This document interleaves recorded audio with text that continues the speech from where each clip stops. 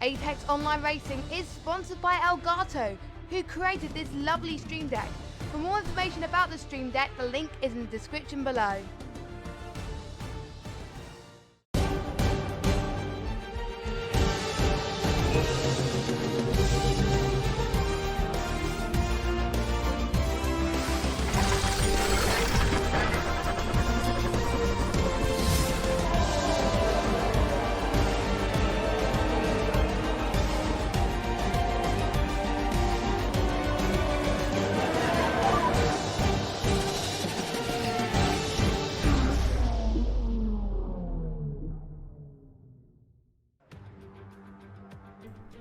Good evening everybody and welcome to round number 9 of the AOR Hype Energy PS4 F1 League for the Austrian Grand Prix, at a track that is often heralded as one of the very best for league racing. I'm AliK, and joining me once again in the commentary box this evening is GamingAlimonda. Thank you once again, Ali. Well, this is a great circuit for league racing. It's so short, keeps the field nice and tight, so this could be going all the way to the end of the race.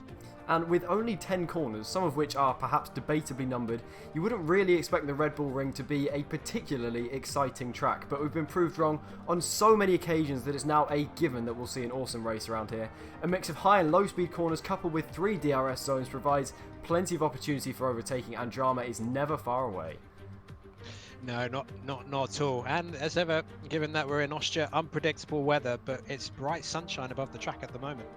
And there's also plenty of other things to think about around this circuit as well. It is very, very easy to pick up corner cutting penalties, particularly at the final 2 corners, which are deceptively difficult and probably up there with some of the most difficult on the calendar, as well as balancing what seems to be a fairly finely poised strategy. This track, again, deceptively eats rear tyres. There are a number of heavy traction zones, and with warm rear tyres, those final 2 corners can become very interesting. Yes, and the one thing you want to look out for in the final corner, unlike 2017, there's a deadly little curb on that corner. If you go onto that, you will fly miles wide and possibly lose a few positions.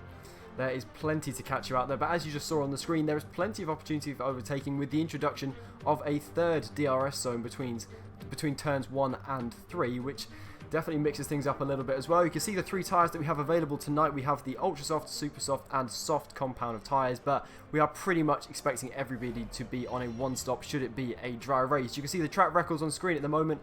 Alvaro Carreton holds the current pole position record with a 1 minute 4.9, but with these 2018 cars being so much faster than their 2017 counterparts, you would expect that to be absolutely battered this evening, as well as that race time as well from Danny Berezne. That is almost certainly going to get beaten. But then taking a look at the track, there you can see the 3 DRS zones, which weirdly take up almost a half the track by the looks of things there. But now we're going to take you on board with a hot lap of this wonderful circuit with commentary from Ginger Andy of a hot lap from ACR Raven.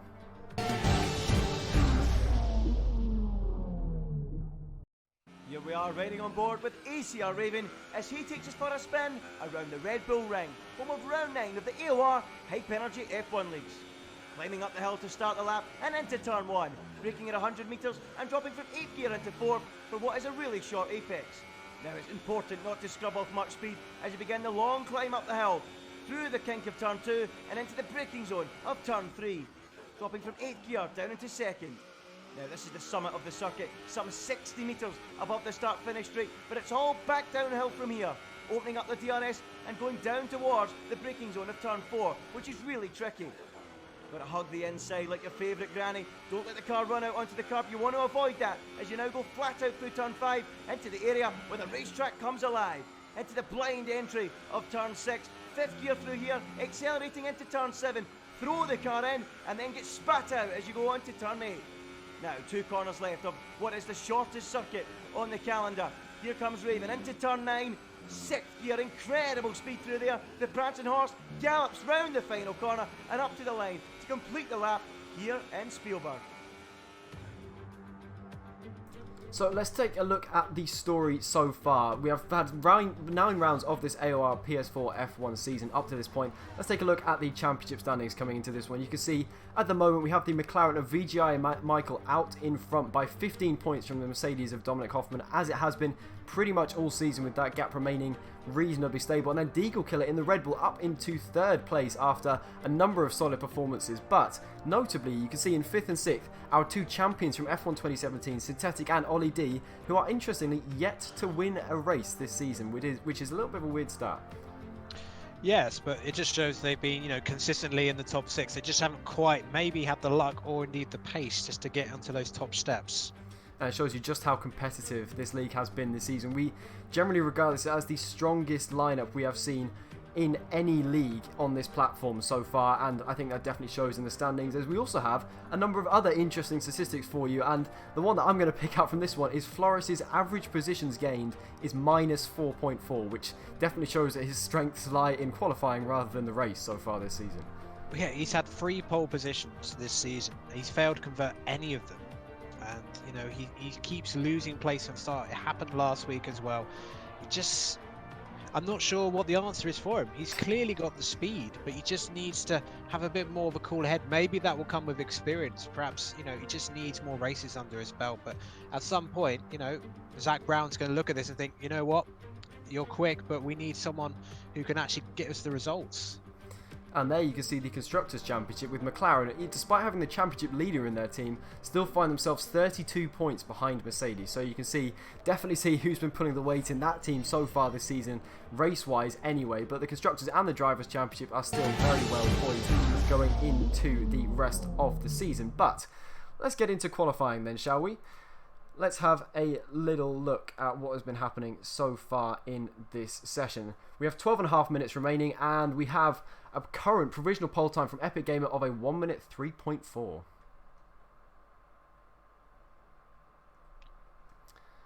So let's just take a little look at that then. Let's go on board with Williams Alex, who is on an outlap at the moment, currently finds himself way down the order in P12 in that Williams. I'm sure he'll be looking to move himself up fairly swiftly, but you can see our championship leader VGI Michael currently provisionally in P2, but that's quite a big gap actually between the 2 leaders considering how short a track we have here. Yes, quite a gap there, but we've seen so many times this season Epic Gamer with some great lap times over 1 lap during a qualifying session. And to be fair to Epic Gamer, he is starting to combine that.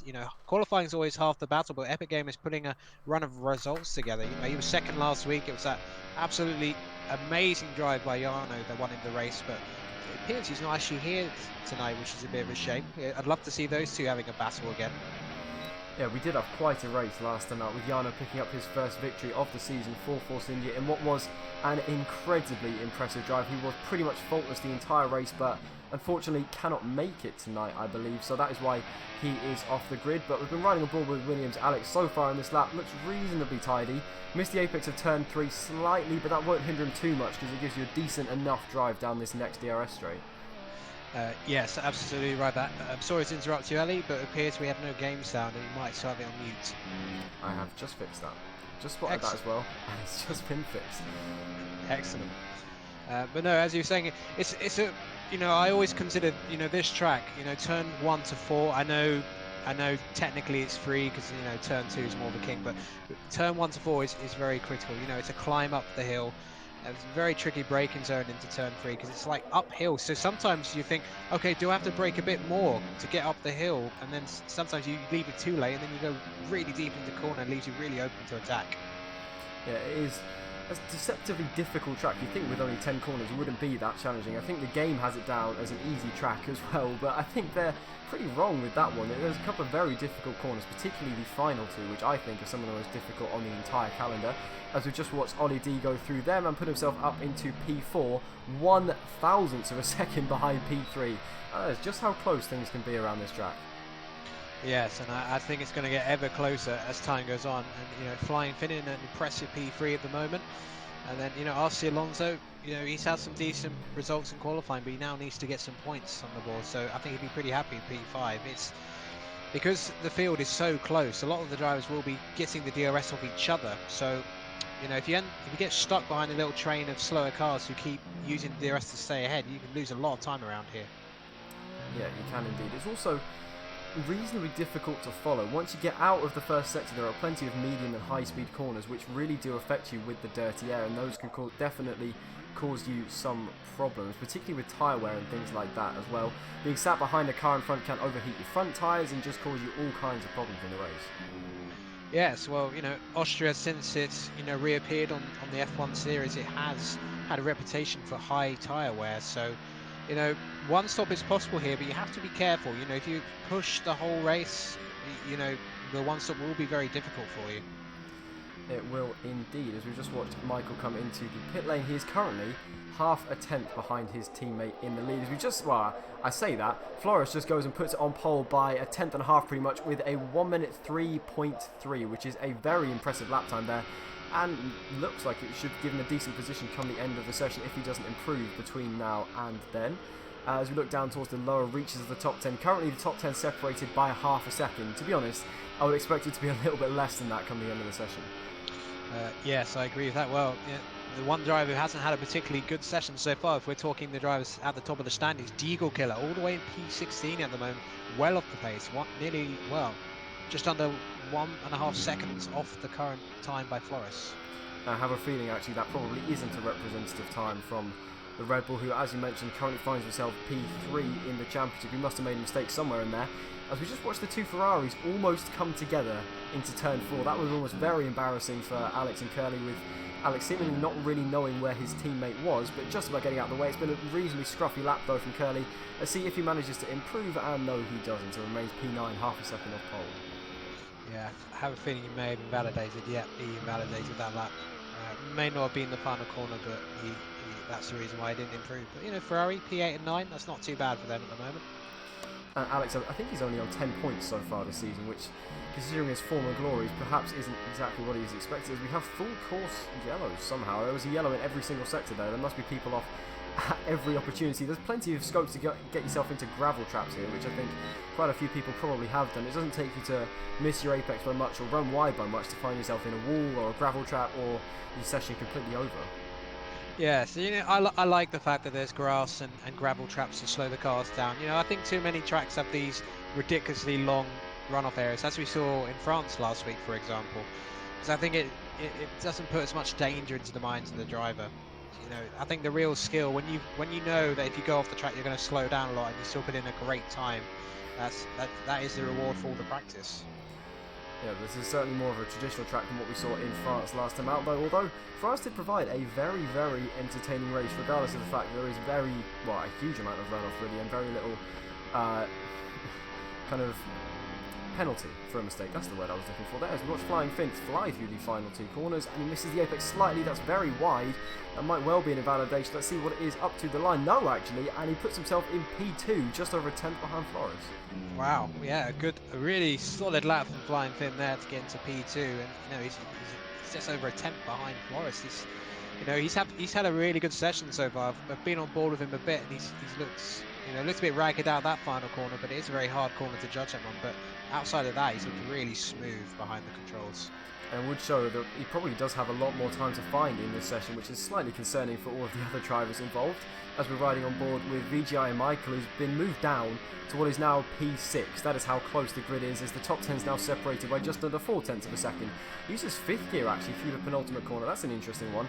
He absolutely clatters the curb on the inside of the final corner, though. It looks like a decent enough lap from Michael, and that puts him P2. Again, just over a tenth behind Flores, and where have we seen this before? It's a McLaren 1-2 in qualifying.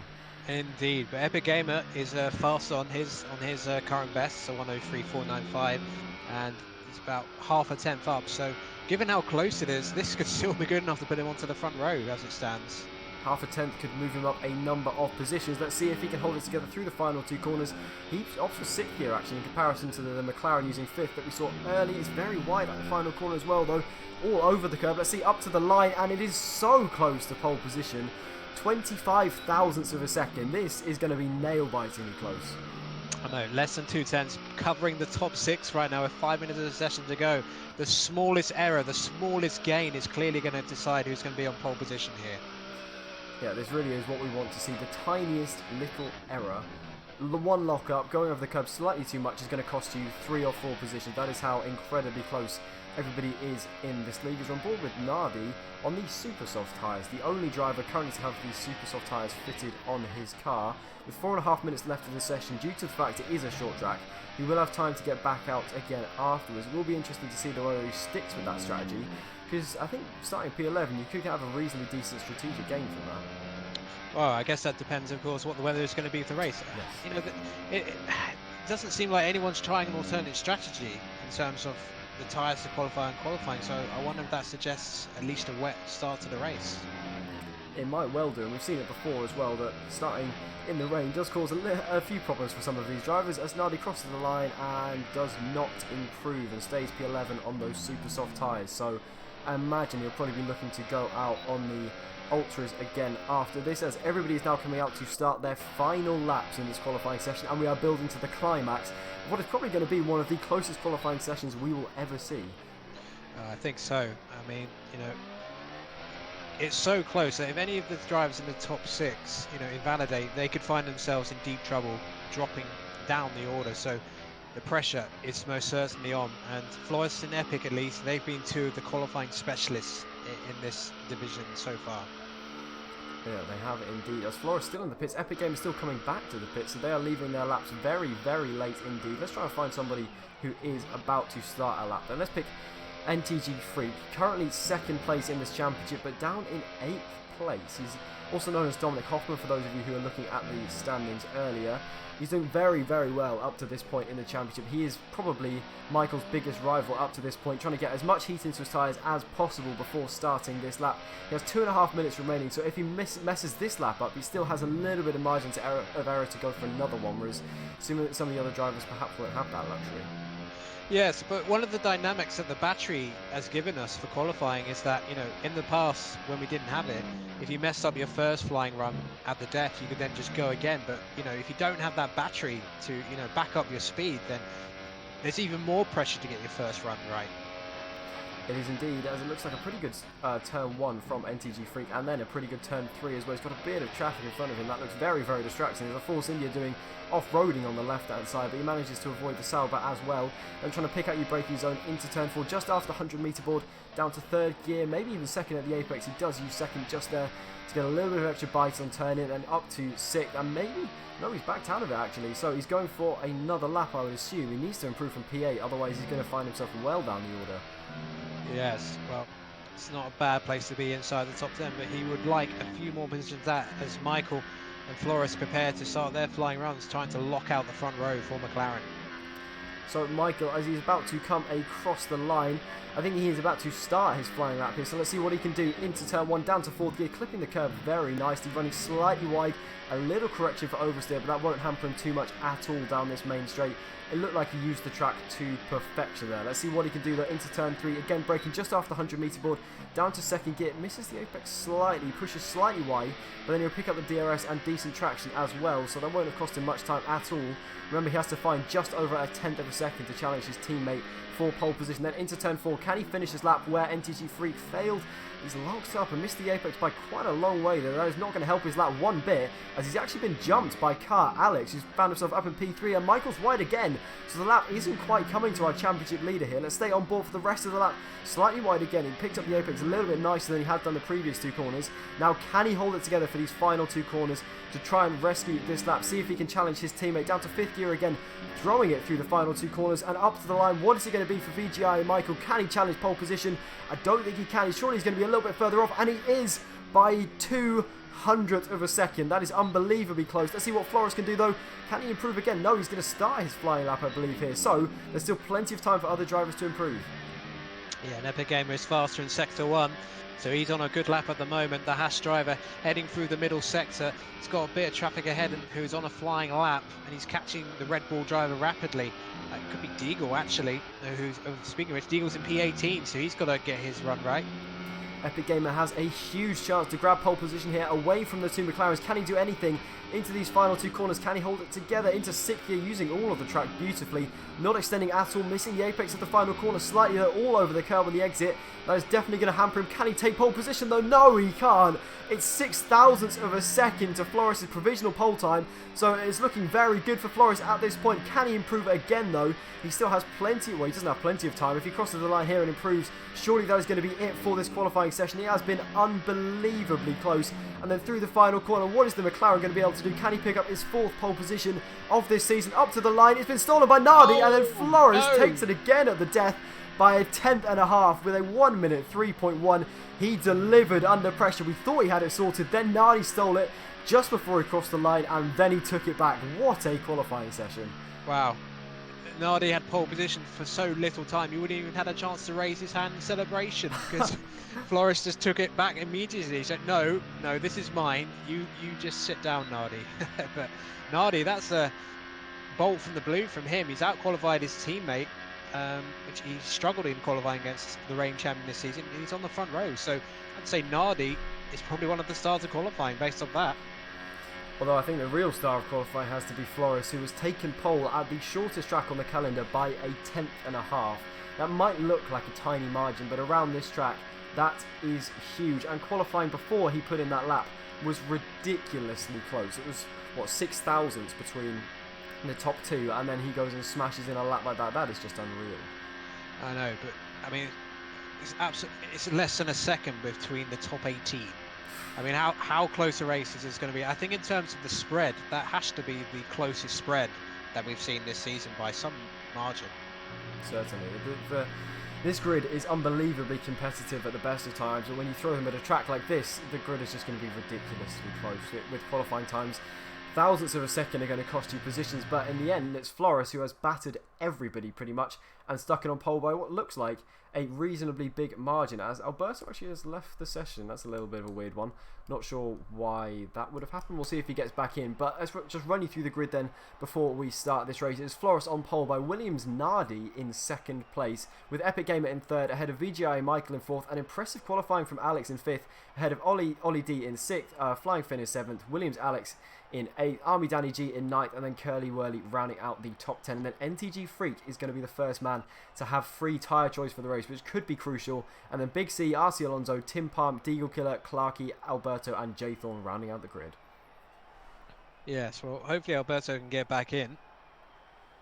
Yes. But yeah, Floris' 4th pole position of the season, so he's getting it right more often than not in qualifying, but it's the race results, and you know, he's got a big chance here. And unfamiliar territory for Nardi this season, so it'll be interesting to see how he handles the pressure of being on the front row of this particular race here.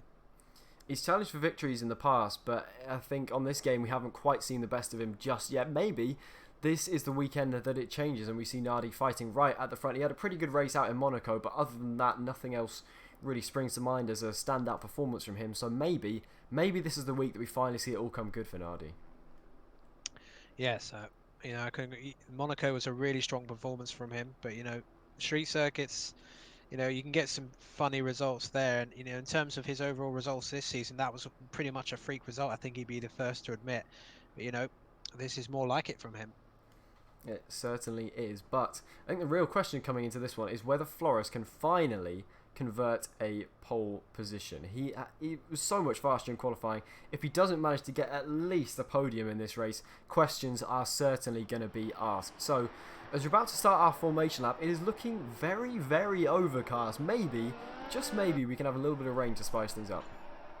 We could do indeed, although it seems like we've got 2 cars missing from the grid. According to the race director, we only have 16 cars actually on the track, so I don't know if they'll think about restarting the lobby maybe, but hopefully they can retake control of their cars. That is a little bit of a weird one. That's certainly not ideal preparation for a race when you get into the lobby and then your car just isn't there. I've been there before. It is not a nice feeling whatsoever, but let's continue on as if things are not going to be restarted. And again, the formation lap on this game does actually make a pretty big difference. You do have to warm up your tyres, otherwise you are definitely going to be struggling into turn 1, and turn 1 here is notorious for crashes. Yes, it's a very short run to turn 1. You know, it's only 323 meters. It's one of the shorter start line to turn 1s, and it's a very tight turn 1. In some ways, it's similar to the first part of Australia in terms of the angle of the corner. Too wide, it doesn't really go into that corner. Someone has to give space and maybe run off the track a bit, otherwise there will be contact. Yeah, and having a good start here is absolutely crucial. Something to note though, outside of the top 10, pretty much everybody has gone for these soft compound tyres, which is quite a big gamble and could certainly come into play later in the race. So we're looking at NTG Freak, RC Alonso, Tim Palm and the like, who have all gone for the hardest compound of tyre available. It'll be interesting to see how that shapes up with the ultra soft runners and also with the super soft runners, and which one works out the best. Remember, there is the threat of a safety car. Now we've had that update to the game, safety cars are more common and you can see them much more frequently than we could do before. But everybody is now lining up into their grid slots. We are about to go racing in Austria. We have Floris on pole for the 4th time this season. Let's see if he can finally convert a pole position and take a race victory here. We are ready to go racing in Austria. We have 5 red lights.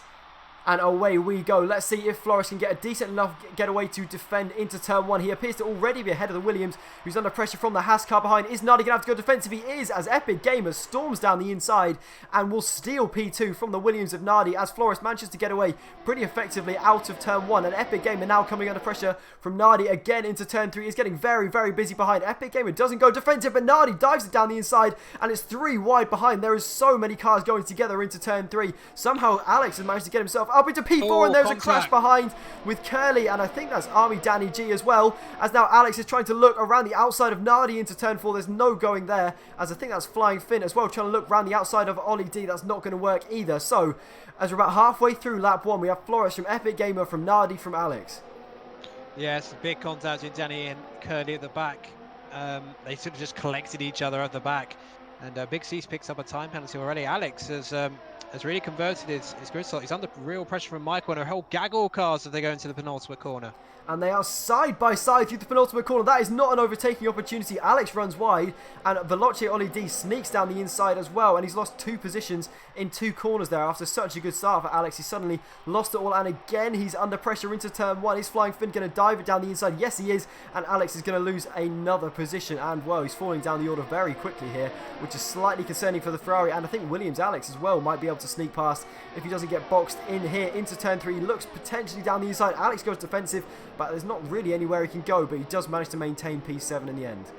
It's looking a bit Halloween here. There is fog rolling over the track already. Are we going to get some early rain? Just to mention, Freak has had an incident on lap 1, and once again he's in the pit lane for another wing change. He's had too many of these in recent races. So the man who currently sits P2 in this championship, well, his race has been ruined again. We saw him have an incident on lap 1 in France, and that really cost him in that race, and well, it's happened in consecutive weekends, which is not going to be good for his championship challenge whatsoever. But as we come towards the end of lap 2 of 36, Epic Gamer is all over the back of Floris. I mean, as soon as DRS is enabled, he is going to be very, very threatening to that McLaren. Yes, this is a big test for Floris now. He's had a really good opening to this first 2 laps, exactly what you want to do.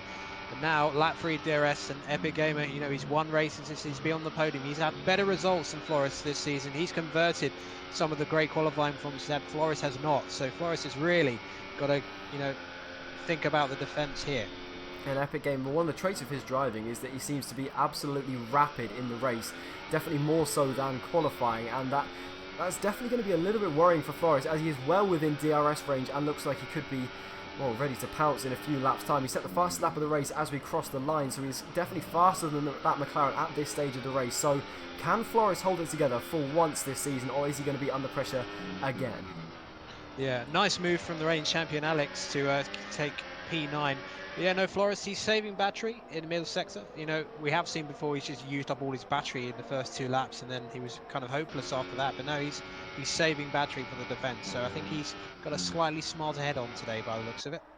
And half a second is probably slightly too far back to be able to go for a move. So even though he has DRS, the dirty air through the final 2 corners has prevented Epic Gamer from being close enough to go for a move. It's actually Flying Finn who sets the fastest lap of this race. And behind the two leaders, there is a little bit of a train developing behind Nardi. He lost a position off the line, and he's now holding up Michael a little bit as we go into turn 3. Is the championship leader going to go for a move down the inside? Yes, he is. He's got to get past Nardi here if he wants to have a say in the fight for the lead of this race, and he has managed to do that very effectively. And Michael manages to move himself up into P3. Nardi is going to have DRS though on the run down into turn 4, but I don't think he's quite close enough, is he? Michael's going to have to go defensive to try and prevent the Williams from going for a move, but he doesn't need to in the end, and Michael now finds himself up in P3. Yeah, so as ever, a very calm, calculated opening few laps from Michael. He doesn't often get it wrong, no matter what grid position he's in. He doesn't always seem to be at the front of the grid, but he always seems to gain places. He's one of the best in the league at doing that. And with his championship rival down in P15, 21 seconds off the lead, he is going to be licking his lips at the chance to extend his championship lead going into the Christmas break. But as we start lap 5 of 36 here, Epic Gamer still sat at half a second behind Flores, still well within DRS range, but unable at the moment to do anything. As let's go on board actually with the cars behind, who seems to be a little bit closer, as Nardi's under pressure from Veloce Ollie D, who's looking to try and get past into turn 3. They will both have DRS. Ollie's going to have to go to the outside. That's not really where you want to be for turn 3. He's finding it very difficult to challenge the Williams for straight line speed, given that they both have DRS from the cars in front. But Ollie down the inside into turn 3. He's pushed off the Williams slightly, but that seemed like a reasonably fair enough move, as that's allowed Flying Finn to get through as well. So Nardi, having started in P2, now finds himself way down in P6. Yeah, and it's not going to be long before Alex, I think, has a Oh, Epic Gamer with a huge slide. Sorry to interrupt you there, but Epic Gamer almost lost his car. All right, and breathe again. I thought he was going into a wall for a second. Well, somehow, despite that, he's actually gained time on Flores. Flores is, again, using the middle sector to save his battery. He's got far more. He's got almost double what Epic has. So he's definitely going to have plenty of tools to defend with. But, the final corner is often the start of a move which then ends in turn 4. Epic Gamer this time around is so much closer than he has ever been up to this point in the race, but he's still half a second back. He still, even from his own point of view, doesn't really look close enough to Flores to be able to go for any kind of move. Maybe by the time we get into turn 4 he might be just about close enough, but this would indicate to me that he's probably using much higher wings than Flores is, and that's definitely hampering his straight line speed. But let's go to the cars behind again, and there appears to be still this train for P3, and they can't quite catch up to the DRS of the cars in front. That is definitely hampering them in this race. As Ollie about 3/10 behind Michael. Again, he's not quite close enough to go for a move here, but he's very, very close to back up McLaren, and I imagine he will continue applying pressure for many, many laps to come. Well, Alex made a bit of a mistake in the final sector, and that's led to him losing 2 positions to Tim Palm and Clarkey. Alex only passed Tim Palm a few laps ago, but now he's outside of the points and under pressure from Deagle Killer. So it seems like the Red Bulls on the softs are beginning to make some moves towards the points. And they could be very threatening later on in the race. It's actually the first car on fresh tyres is Big C in P8 on these super soft tyres. So he has a pretty big strategic advantage at this point in the race, and things are looking very rosy for him. As let's go back to the leaders and see how things are developing there. And again, the gap hasn't really changed. It's still Epic Gamers sat at about half a second behind Flores. Yes, Flores again, he's doing a good job defending. I think he definitely has more straight line speed. I think he'll be hoping on that basis that it stays dry, because if he's running less wing and we get maybe some rain later, we have seen he has struggled in those sort of conditions. And that does, of course, involve making a strategy decision, which we've seen in the past aren't quite Flores' strength. There appear to be some battles going on in the midfield. Let's go and take a look and see what is going on. So Tim Palm is under pressure from Clarkey into turn 4. We've got a very helpful camera angle looking behind his car, which isn't really helping me whatsoever, but he's just been passed by Clarkey, who's up into P9 on, again, fresh super soft tyres. So things looking pretty good for him in this race, as well as Williams Alex. Unfortunately, the same thing can't really be said for him, who's down in P11 on the Ultra Softs. So it has not been a good start at all for this race for him.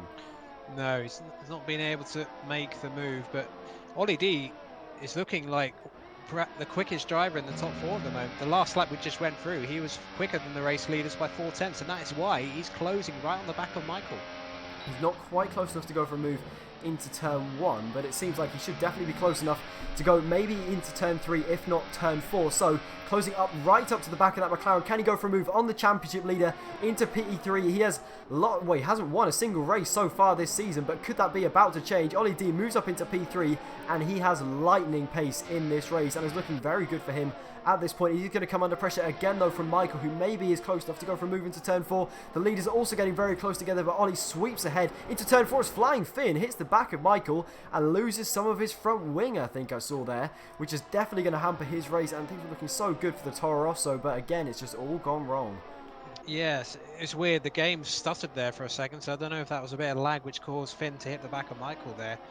It just sort of went out of sync for a second. But yeah, Epic Gamer, I get the sense he's looking after these ultra softs a bit closely. He's sort of biding his time, getting ever so closer as Forrest goes really deep into the final corner. But you know, if this carries on, I think Epic Gamer is going to be in position to make a move. When you ride on board with him on the straights, even with DRS and even with Slipstream, you can just see that he isn't gaining at all. We've been on board with him on this straight so many times, and you can see that gap to Flores is just remaining exactly the same. He just can't quite get close enough to be able to go for a move. He looks like he's probably closer here than he has ever been, but that's still not close enough to be able to go for a move on the McLaren, as Alex is going down the inside of the Toro Rosso, who's now stricken with wing damage, and Alex has worked his way back up into P5, which would be his best result of the season so far. But can the Toro Rosso get back at him into turn 4? No, not quite. So Alex, a very strong start to this race up in P5. Yes, no, this has been one of Alex's better drives so far this season. Tim Palm and Clarkey going to battle once again, side by side through the middle sector. As we go on board with Clarkey round the outside, and again he's lost that position to Tim Palm on those soft tyres, who's definitely going to be better placed strategically as we go on into this race. I think Tim Palm actually could be a threat to maybe even the leaders, but let's go back to the leaders who are so close together.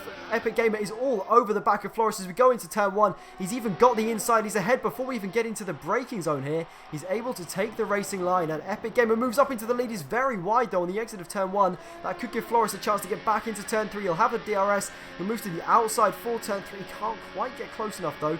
Doesn't appear to have the straight line speed to really challenge the Haas, but he's going to have a much better run and a cutback line as we go into turn 4. He's all over the back of that Haas car. Is he close enough though to go for a move? Turn 4 tends to be a pretty easy corner to defend into, so it would have to be a very special move from Flores to get past. Epic Gamer goes slightly defensive, and that is enough for him to maintain the position. So Flores from pole position has lost the lead again, and now we have a 4-car train for the lead of this race. Yes, Ollie D is still the quickest driver in the top 4, and this is why he's right there.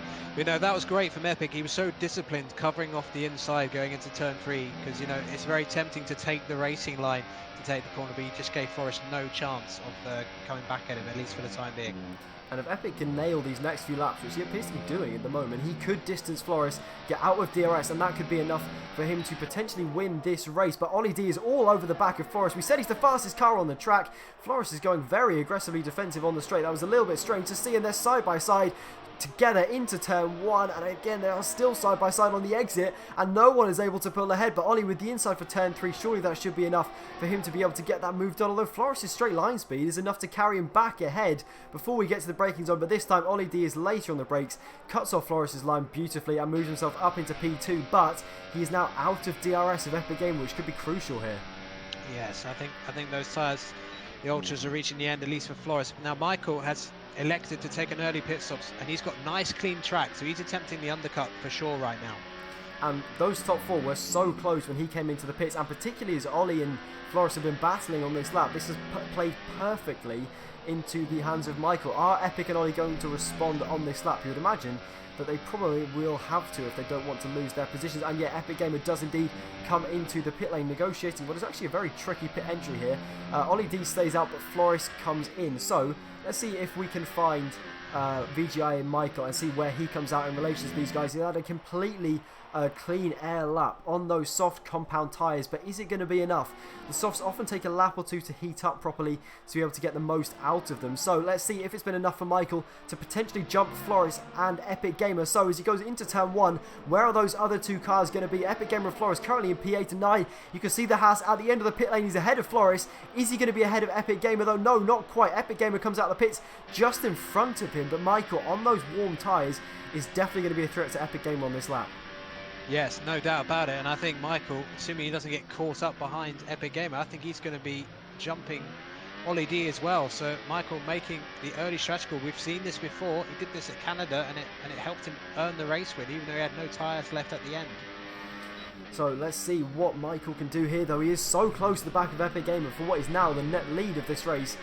I assume AliD will be coming in later on this very lap, and I think both of these guys should be comfortably ahead of him, considering they've had a few laps on fresh tyres. It's a little bit of a weird decision from Ollie to stay out. It will give him fresher tyres for the remainder of this race, but it's definitely going to cost him track position to these two guys, as they are so close coming into the final two corners here. AliD does come into the pits, and Michael almost runs into the back of the Haas, but he's going to have a huge opportunity to get past here into turn 1.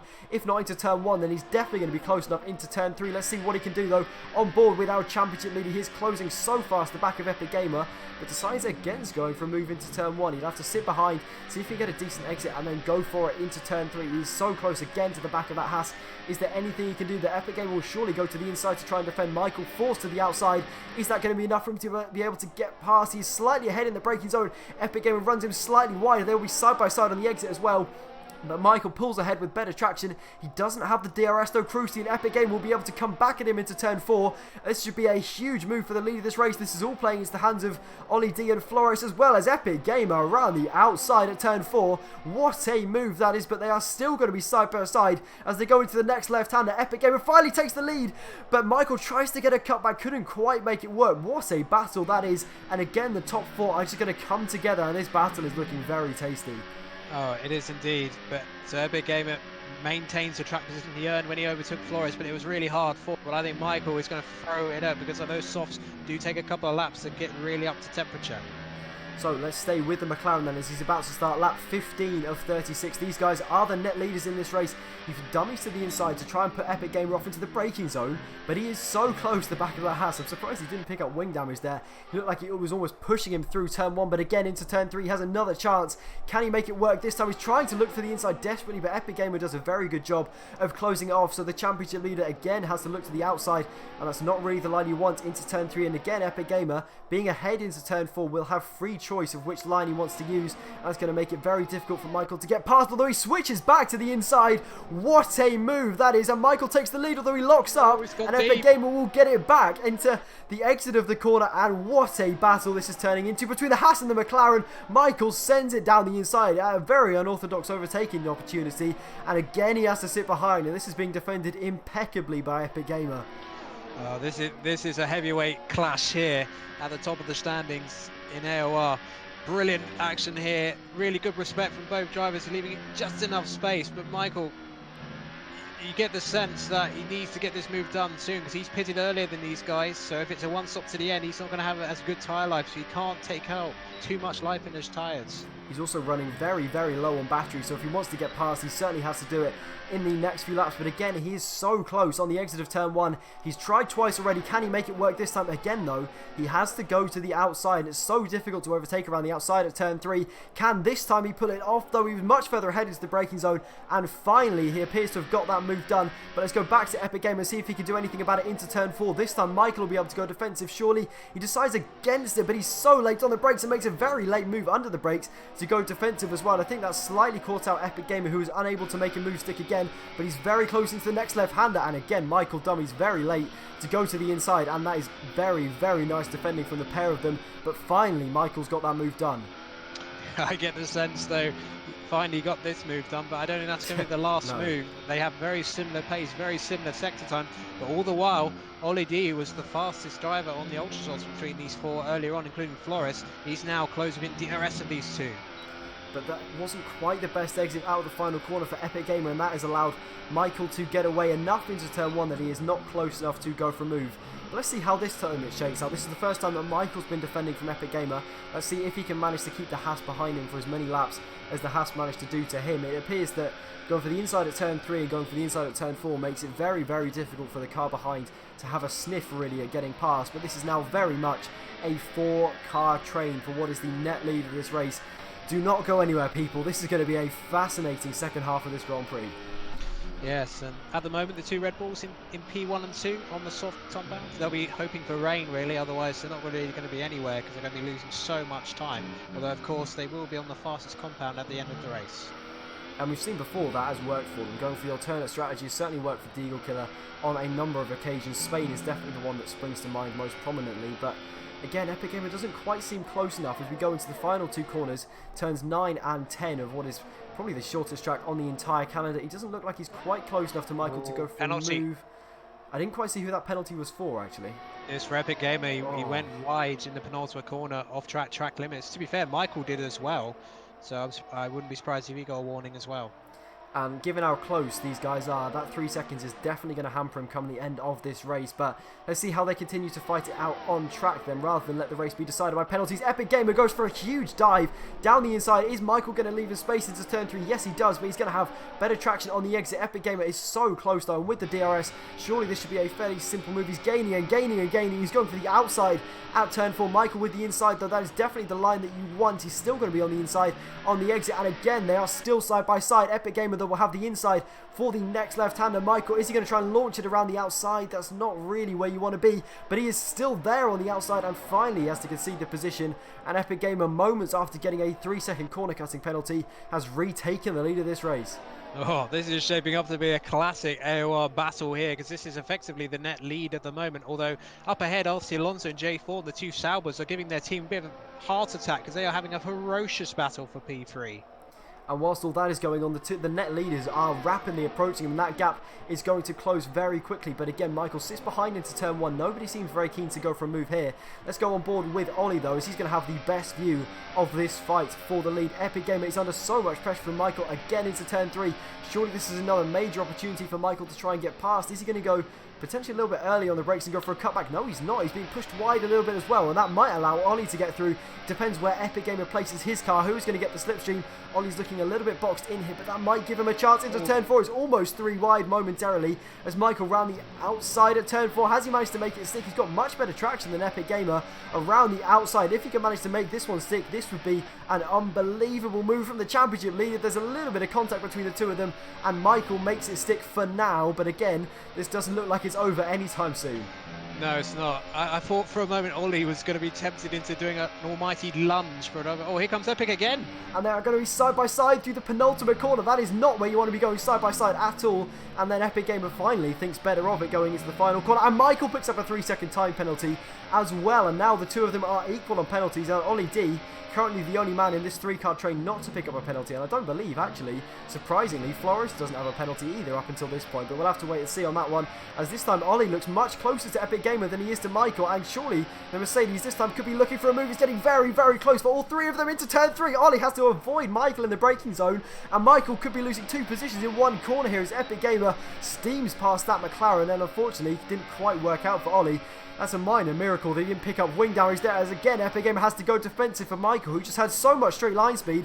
And now Flores is getting involved as well, and it's 2 by 2 as we come out of turn 4. Michael, I think, is just about going to be ahead of Epic Gamer, but Ollie D, I don't think the same could be said for him and Flores as they still go side by side. Flores will have the inside, Ollie D slightly wider, but goes to the inside to defend for the next part and remains ahead of Flores in that other McLaren. And we have 2 McLarens, a Haas and a Mercedes, going at each other here. This is one of the greatest battles I have ever seen. 4 cars attacking each other for the lead. Does it get any better than this? No, it doesn't at all. It's J4 the first of the top 4 to pit. He's had enough of battling with his teammates. He's going to try and undercut his teammate at least. But yeah, no, this has been the best battle from pure racing skill so far this season as Flores picks up penalty. You had to say it, Ali, didn't you? He's got one now. But no, Ollie's in the box seat at the moment. But no, Deagle Killer, I think he's a factor later on. He's got, you know, what is it, 11.5-second gap to Michael at the moment, and he's going to be pitting for the fastest compound, I suspect, late on the race. So don't count him out from being on the podium, because he has no penalties himself.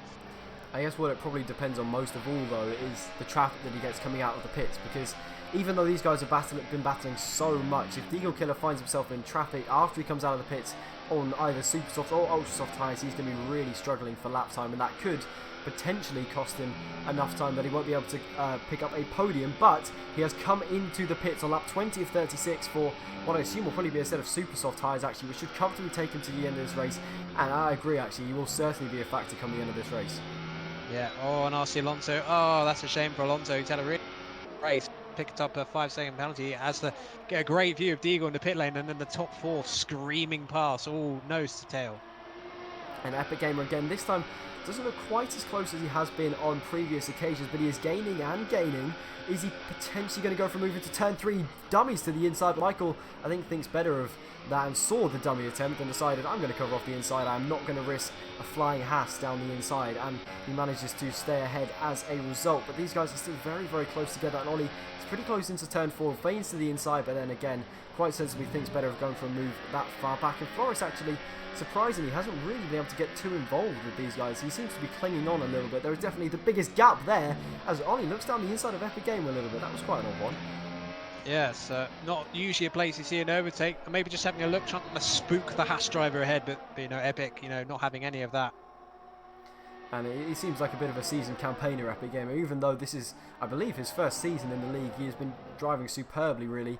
And again, he's very, very close to the back of Michael, but I don't think quite close enough to go for a move. And actually, of all of them, it looks like Ollie is the closest to the car in front. But given that the Haas has DRS in front, he can't quite go for a move. There's some very interesting things going on the brakes there.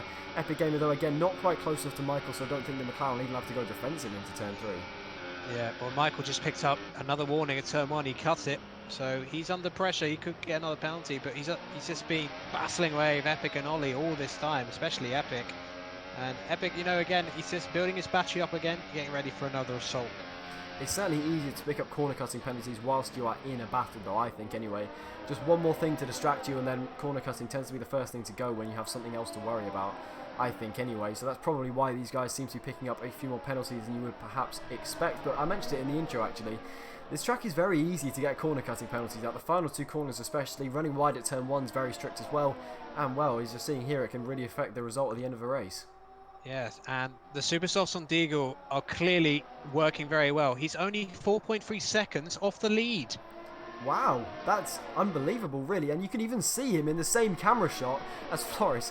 Like, laps after picking up his first 3-second time penalty, manages to pick up another one. But as you mentioned, Deagle has come out of nowhere, really. From looking like he wasn't going to be a factor at all, it looks like he is going to be challenging for the lead of this race come the end. He's on the best tyres of anyone with a decent track position, as well as Epic Gamer has to go defensive into turn 3 to try and prevent Ollie from going for a move. This time he isn't close enough. But again, these guys are so close to one another, but they have to realise if they battle, they are going to be under so much pressure from Deagle.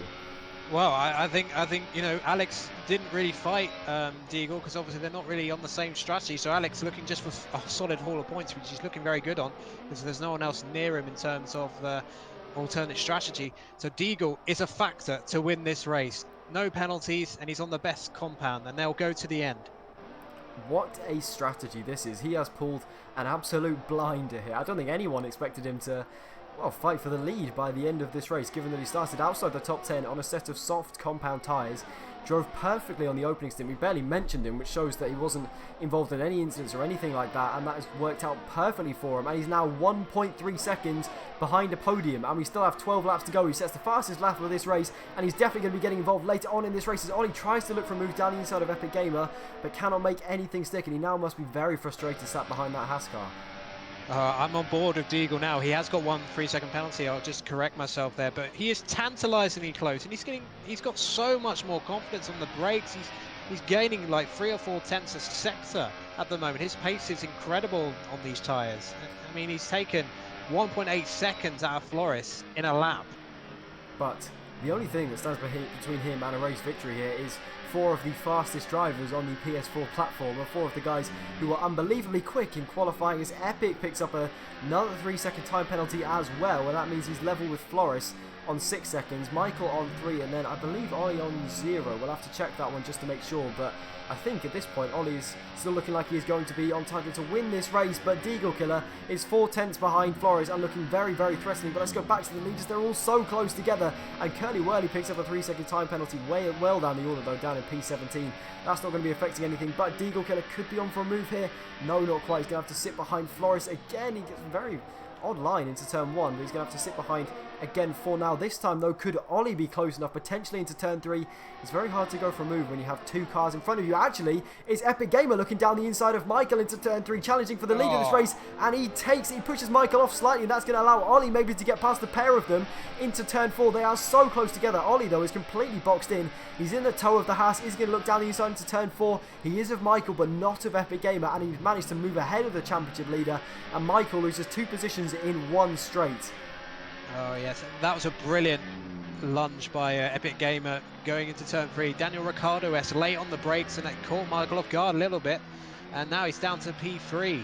And Flores, you know, he's still in subs there. He's got to keep in DRS range because Deagle is now behind, although he's been finding it difficult in the dirty air of the 4 cars ahead. It's creating such a large wake ahead of them, and they've been losing so much time. You know, Alex and Tim Palmer still into the... Oh, Deagle's disconnected. Oh no. Oh, he was looking so good to be challenging for the lead of this race, and it's all gone wrong for the Red Bull driver. He sat 3rd in the championship. He played this race to perfection so far, and it's all gone wrong. That is really going to hamper him. If he can rejoin quickly, then he'll still have a chance potentially in this race, as now the second Red Bull of Tim Palm takes up the mantle of the fastest guy on the super soft tyres, and now he could be challenging for the lead later on. Well, yes, I mean, we've seen Tim Palm have some good results in recent times. He got P3 at Canada, so you know, amazingly he could be a factor as well. But Ollie D, once again, as we saw on the ultras towards the end, as they sort of wore off, he's now the fastest car of the top 4 in terms of those on the softs, and we believe he's got the fewest penalties of anybody as well. So if he can keep this together and keep this pace up and keep Tim Palm behind him on the super soft tyres, which I have to say is easier said than done looking at the pace of those super softs, then he's still in a very good position in comparison to these guys. He doesn't have to finish ahead of them on track. He won't have any idea how many penalties they have, as Flores picks up another one just for good measure, and that puts him on 9 seconds, I believe now, which is really going to destroy his result at the end of this race. And yeah, Ollie's looking still pretty good in this race, but I think we need to mention Flores a little bit again. We said, can he hold it together from pole position for once, and again it's not quite worked. Actually though, Epic Gamer is now under all kinds of pressure from Ollie D as we go into turn 3's ahead before we even get into the braking zone. Epic Gamer very late on the brakes, misses the apex, pushes Ollie wide, and that's going to allow him to stay ahead. I don't think Ollie's quite going to be close enough either as we go into turn 4, and that was very aggressive defending from the Haas car. Yeah, that was almost overly aggressive from Epic Gamer, but he maintains the place, so Ollie's going to have to try again. He's got far more battery, and also Epic Gamer appears to be having issues with fuel as well. He's got yellow fuel on my telemetry monitor.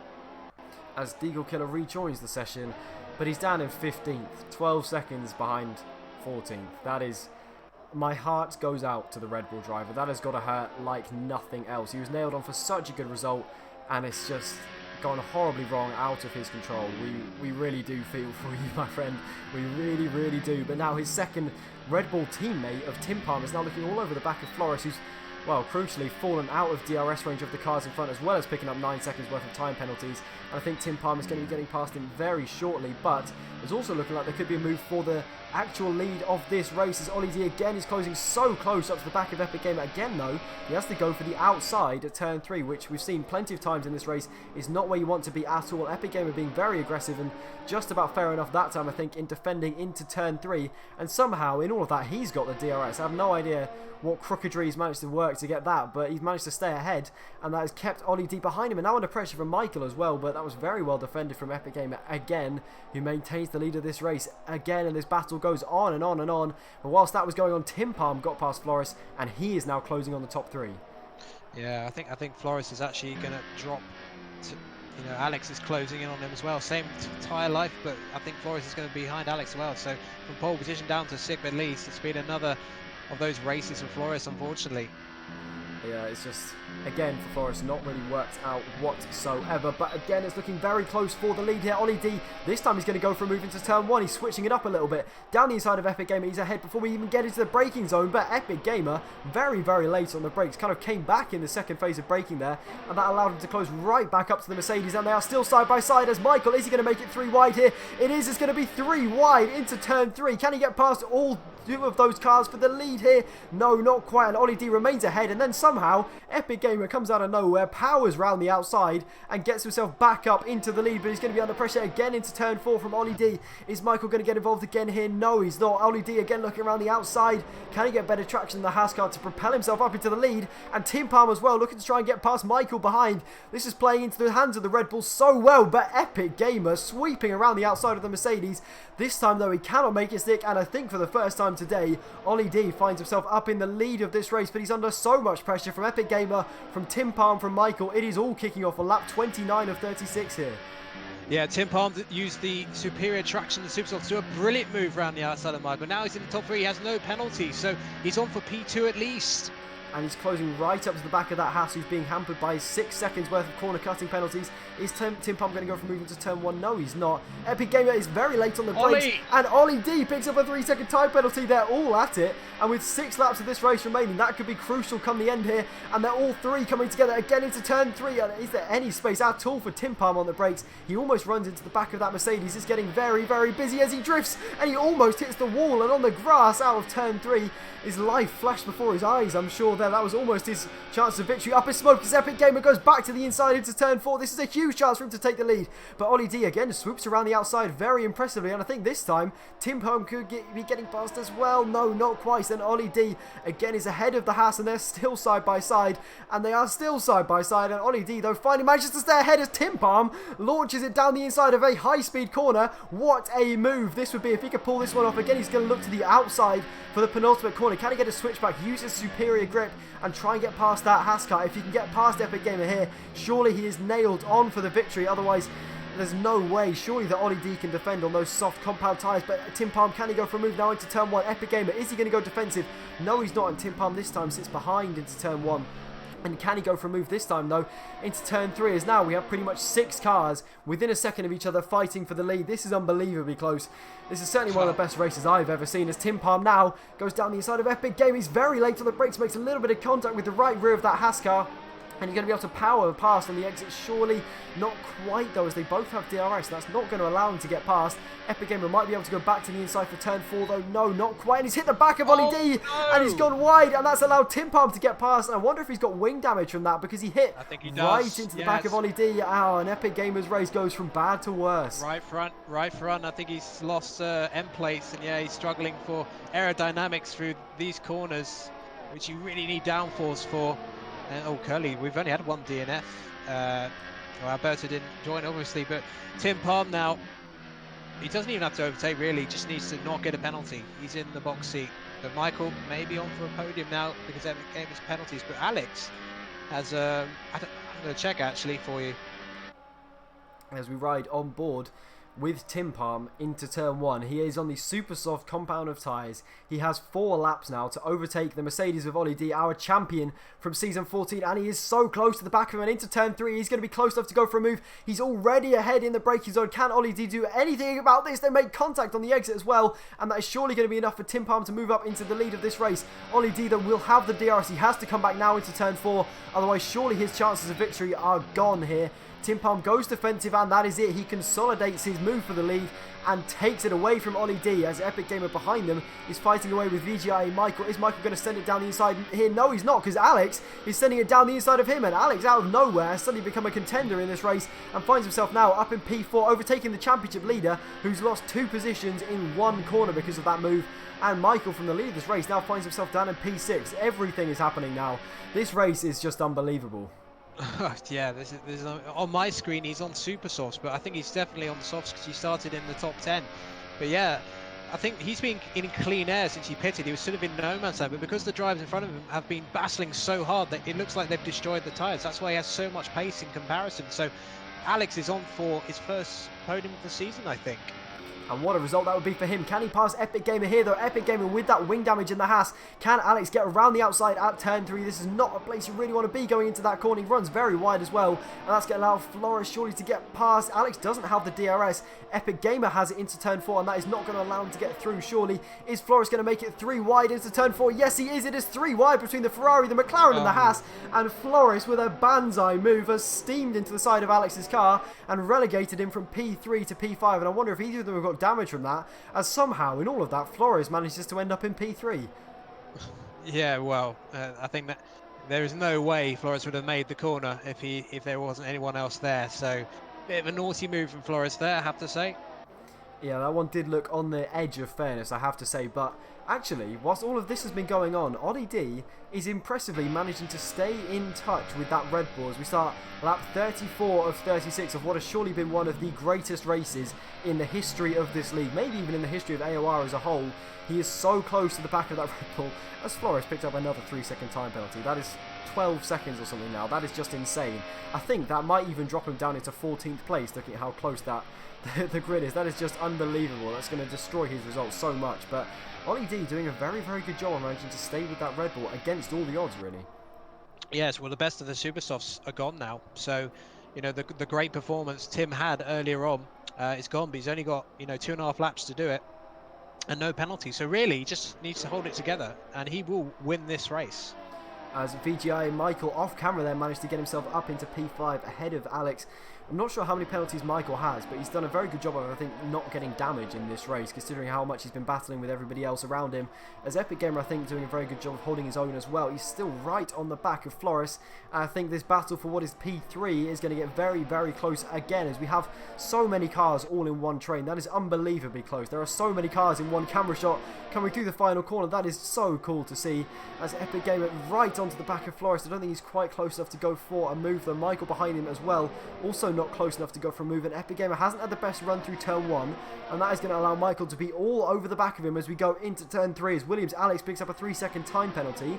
Let's stay with Michael though, as Epic Gamer actually down the inside of Flores into turn 3, makes a little bit of contact, getting revenge for the move that Flores made on the last lap, and he's going to be able to get ahead into turn 4 though. Flores going to go defensive. Is he going to be as aggressive as he was previously? The two McLarens are going to surely end up coming together in this corner. No, not quite, as Flores very, very late on the brakes is able to stay ahead of the Haas, and again he's going to have to sit behind. Is Flores going to risk going defensive into these next few corners? No, he's not. He stays ahead for now of that Haas, as AliD is so close to the back of that Red Bull. Could he, against all odds, as we're about to start the final lap of this race, potentially snatch the victory away from Tim Palm in the Red Bull here? What a result this would be for the Mercedes. He is yet to win a race this season. He's a former champion, of course, and he is very, very close. So as we start lap 36 of 36, he is so close to the back of Tim Palm in the Red Bull. He can surely smell a chance of victory here. If he can get a decent exit out of turn 1, surely he is going to be close enough into turn 3. Tim Palm is going to have to defend for his life here in that Red Bull. AliD looking to the outside. He's on the soft compound tyres compared to the super softs of the Red Bull. Around the outside though at turn 3, can he make anything stick? No, he's going to have to go for a cutback line. He's going to have the DRS again though into turn 4. No, the Red Bull has it. The Red Bull has the DRS, but AliD still right behind him into turn 4. Can he do anything to try and get past him and snatch the victory here? No, not quite, as Tim Palm is late enough on the brakes, and that has allowed him to stay ahead, and breathlessly he somehow managed to defend there, as there's all kinds of battling going on behind. But I'll stay with these two leaders to say if AliD can do anything as the final two corners. He is so close behind Tim Palm. Can he do anything to try and prevent that Red Bull from winning this race? I do not think he can. What a drive this has been from Tim Palm. He is going to cross the line surely to win this race, but the Mercedes is so close. Is he going to go for a move into the final corner? Can he do anything? No, not quite. He's going to stick behind him, and he will be behind him across the line. What a race from Tim Palm as he crosses the line to take victory in Austria ahead of AliD in P2, and Flores will cross the line in P3 ahead of a whole host of cars. Actually, no, he runs out of fuel across the line, and his 12 seconds worth of time penalties have dropped him outside of the points. Having crossed the line in P3, that is just unreal. What a race. Michael in P3, Alex in P4, and Flying Finn in P5. I need a drink and a lie down after that one. What a classic. What a race we've just seen in the Red Bull Ring. But Tim Palm, sensational. I mean, his teammate will probably feel he should have been in that position before that disconnect, but nonetheless, he's got it done. I don't know, is that his first victory in AOR? I'm not sure. I believe so, but I could be wrong, so don't quote me on that one. Well, at this tier anyway. But nonetheless, what a drive from Tim Palm. And to win in that fashion as well. I think he must have started outside of the top 10. I can't remember his exact grid position, but that drive from him was just unreal. And he is our second Red Bull winner of this season. That puts him well up in the championship compared to where he was. He succeeded where, unfortunately, his teammate failed. And, well, you have to think, if Deagle Killer hadn't disconnected in that race, that could well have been him. Yeah. you just got to. It's been such mixed fortune for the Red Bull team today. I mean, in all fairness, given the way the race figured out, it should have been a Red Bull 1-2. Yeah, it should have been. They both worked their strategies perfectly, and with the group of leaders battling so much, it cost them so much time in the end, and meant that they were struggling so much for lap time and were, well, jumped by the guys on the alternate strategies really. But there is your final result then from P14 on the grid.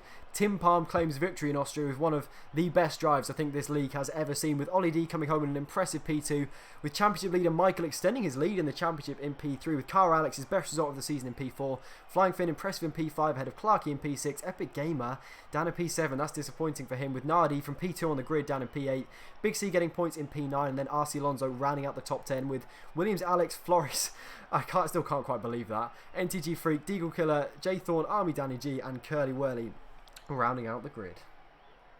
And don't forget, actually, you can vote for your driver of the day. I forgot to mention that in all the madness that we had in that race, but there's a link in the chat, so make sure you go and vote for your driver of the day. I think for me, certainly has to be Tim Palm without a shadow of a doubt. Oh yeah, 14th to first. You know, how often do you see that in AOR? Not often. Marvellous drive from him. And, well, we have to mention, you know, Big C, he got into the points as well. I think Flores will be the most disappointed outside of those who, you know, finished the race without disconnecting. But, you know, Michael, he'll be happy. You know, P3, he's extended his championship lead. You know, his two closest rivals both failed to score today. So, yes, he didn't quite have the tyres at the end of the race, but, you know, he still extended his championship lead, and that's what it's all about, getting those consistent results. And I think Michael has been the best at that so far this season.